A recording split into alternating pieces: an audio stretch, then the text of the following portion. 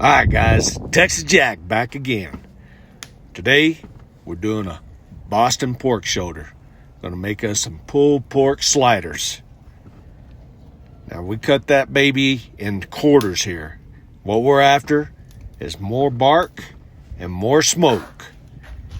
And you season that thing up the way you want to. Yeah, I love that sound. Apple wood, baby. That's what we're doing this one on today. We're going to be smoking between 225 and 300 degrees. Look at that. Look at that color. Bring the smoke, baby. All right. About 3 hours into this cook. Yeah. Got a nice color. Look at that bark forming there. It's a beautiful bark right there.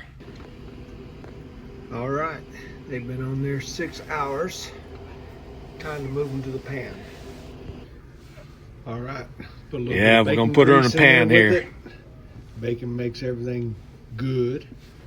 A little bit of apple juice, apple cider vinegar, and about a quarter can of beer. And we're going to finish this baby off on the Rectech, baby. That's what I'm talking about. Heck yeah. Oh yeah. Put it on the Rectech at 300 degrees to finish off. And she is done now.